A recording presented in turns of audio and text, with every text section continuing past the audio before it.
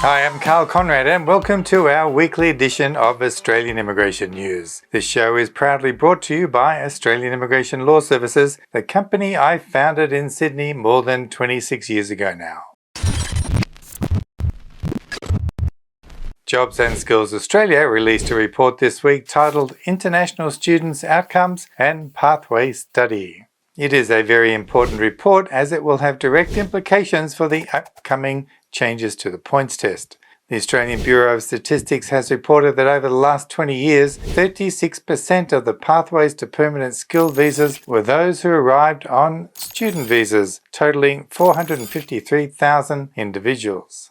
International students have become an integral part of the Australian economy, contributing to the $50 billion industry it is today. Despite its significance, this sector has never been managed by its own dedicated ministry, resulting in very limited data being collected on international students after they complete their courses. This study by Jobs and Skills Australia has made some progress in filling that gap. The local media here paid little attention to the report because sadly most Australians are not interested. However, it is full of interesting facts that all international students studying in Australia or planning to study in Australia should take note of. There is no doubt that the government has been waiting for its release so they can use it to justify many of the changes in the upcoming points test review. We expect announcements regarding these changes to be made sometime this year. I have carefully reviewed the 85 pages of the report and highlighted the key points based upon what I know many of our viewers will be looking for. I encourage all international students to take the time to read it, and I'll leave a link in the description of this video.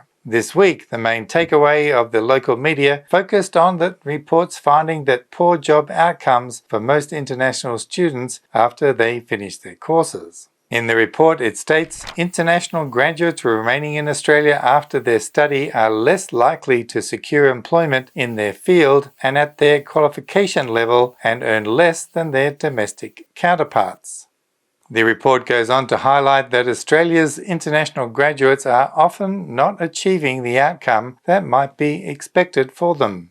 More than 50% of international graduates working in Australia are employed well below their skill level, and many are working outside their field of qualification. On average, they are earning less than their domestic counterpart graduates with the same qualifications.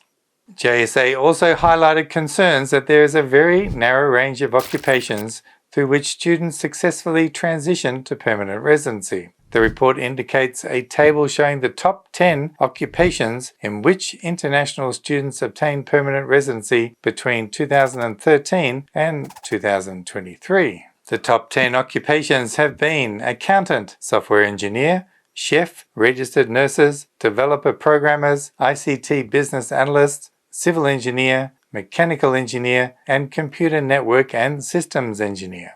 And I know that many of you are watching the 189 invitation rounds where that accountants, chefs, and most IT occupations were not even invited. Therefore, you should not rely solely on these top 10 occupations when choosing courses to study here if your goal is to gain permanent residency. As you are aware, the planning levels are set annually and were recently released for 2025. This year, the allocation for skilled pathways is set at 132,200 places, which accounts for approximately 71% of the total permanent migration program. According to JSA, in the 2022 to 2023 financial year, approximately 17% of all higher education and vet student visa holders transition directly from a student visa to a permanent residency visa. In the last couple of financial years, there has been an increasing competitiveness of achieving that PR objective, which is a significant factor that internationals choose Australia as their destination to study. The report highlights that nearly 70% of international higher education students reported that the possibility of migrating was a reason for choosing to study in Australia, rising to 77% of Indian students and 79% for Nepalese students. Comparable data is not captured for international vet sector students.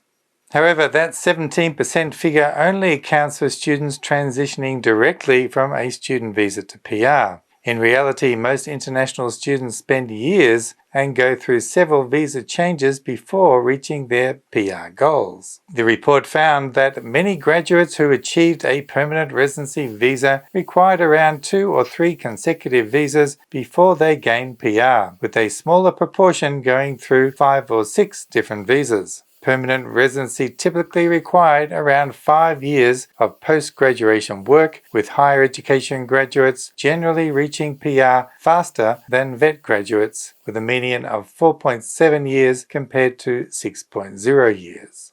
Undoubtedly, the years spent on the old temporary resident 487, 489 and the current subclass 491 and previous visas before transitioning to PR significantly impact this timeline, although the report does not explicitly mention this. And during those years, the data shows that many worked in jobs well below their skill level while holding the 485 graduate visa. Census data shows that in 2021, nearly 60% of vet temporary graduate visa holders worked in the accommodation and food services industry. JSA states many higher education graduates remain employed in sectors that may have minimal long-term benefit to employability in their field of qualification, e.g. retail trade. While accountants and registered nurses are the most common occupation for the temporary graduate visa holders, some of the most common jobs held by these graduates are at skill level 3, 4, or 5. The top 10 occupations for temporary graduate visa holders in the past have been call or contact center customer service managers, accountants, registered nurses, software and application programmers, chefs, waiters, accounting clerks, sales assistants, checkout operators, and commercial cleaners. All of this information has had a direct bearing upon the design of the new points test heading our way. The advantages international students have with the current point system may end up stripped away in favor of people who have more than 8 years of work experience in their occupations. One of the report's key recommendations is consider reforms to permanent migration settings in the context of many international students staying in Australia over the medium to long term, with a focus on reforms to the number of points secured for 8 or more years of relevant work experience.